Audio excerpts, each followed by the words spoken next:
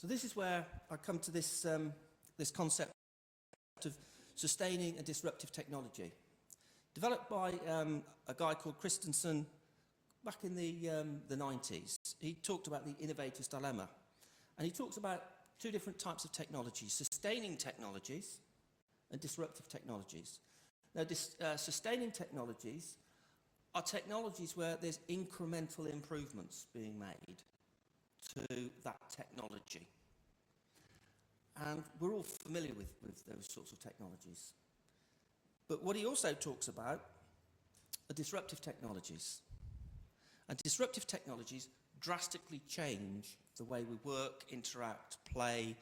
It dramatically interrupts our lifestyle patterns. Now, we don't think of the telephone as anything revolutionary, but when it was first introduced, it was disruptive. People did not want to use the telephone. They were quite happy with letters and telegrams. And actually, it was a very long time before they managed to persuade enough people to start using the telephone. Now, we jump forward a few decades, and we now take the telephone for granted. And again, it's very interesting talking to Siobhan over lunch, because she was saying, when are we going to stop calling it a telephone? If you actually think about it, how many times a day do you use your mobile phone, your smartphone, as a telephone compared to other uses? But when it was first introduced, the telephone was disruptive. Now, we're seeing incremental changes. And tomorrow, we're going to do, there's a workshop we're holding, and I'm going to try and get people to start thinking about some of the disruptive changes that we can look forward to in terms of learning and vocational education and training in the next 15 years. So disruptive technologies change the way we do things dramatically. And there's a lot of evidence to show that big organisations don't like disruptive change. Organisations like universities, colleges, are very good at making incremental improvements. They're very efficient, they're very effective.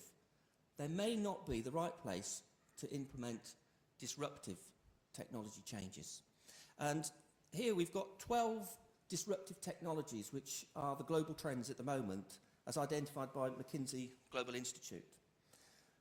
And I'm not going to read the list, but you can see, that they're in the areas you would expect them to be, but the four that I find the most interesting are the ones at the bottom. Mobile internet, what's called Internet of Things, which is a whole collection of internet applications and uses, the cloud, and automation of knowledge work. These are four massive trends, and they are going to make a huge impact on the vocational education training sector. I think what's missing from here, and who am I to argue with McKinsey, but the 13th one is social. That is the social disruptive technology, which I think is the glue that will make a lot of these disruptive technologies move forward. And those four are directly relevant to the vocational education and training market. Now I'm going to introduce you to a disruptive learner. And I call her a disruptive social learner because she does things differently to how I do things. There's nothing special about Joanna, other than that she is my daughter and she's here blushing in the front. But she's a disruptive social learner. What she actually does as a living, I can't begin to understand how this can be considered a living. She stays at home most days. She works in her pyjamas. She works on her sofa. And she does 20 to 30 hours a week. And she's busy, but she's got a lifestyle that enables her to do lots of other things that she really, really wants to do. And what she does is she's an advanced digital assistant. She manages digital projects for her clients, who she very, very rarely meets. Most of them are in the States. And she does all sorts of fantastic things with them that I'm now starting to learn from.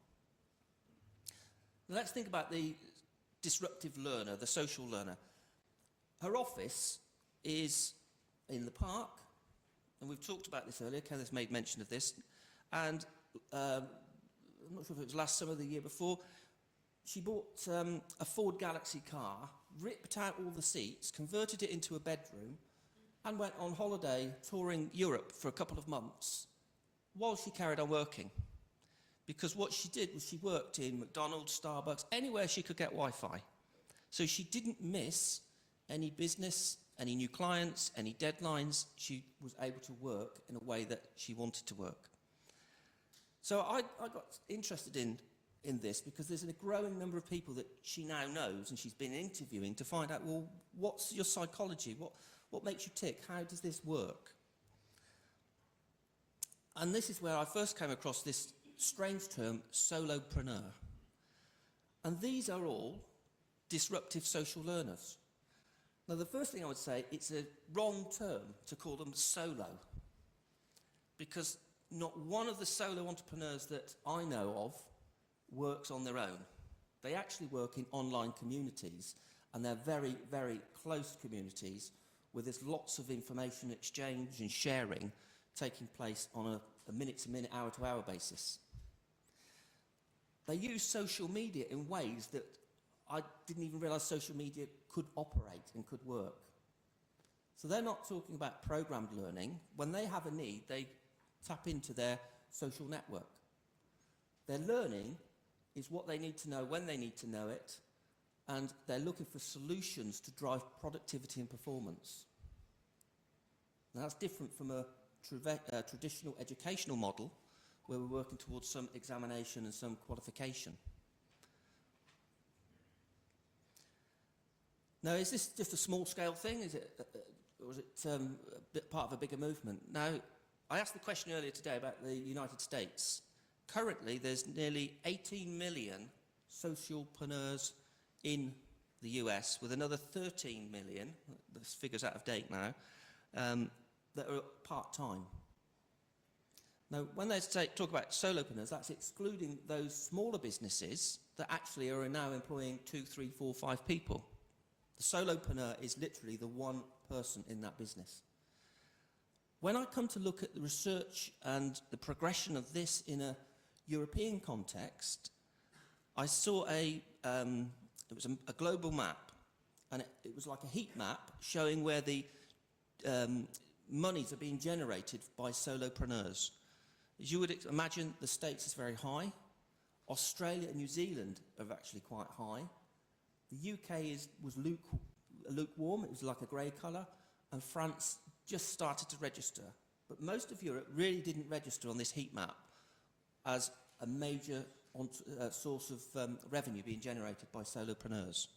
So that tells me that in Europe we may need to start thinking about how we can start to explore what these people are doing, because I think they've got some methods, technologies and applications that we could quite easily start to learn from, modify and adapt if necessary, but move that into mainstream micro and smaller businesses and use some of those techniques.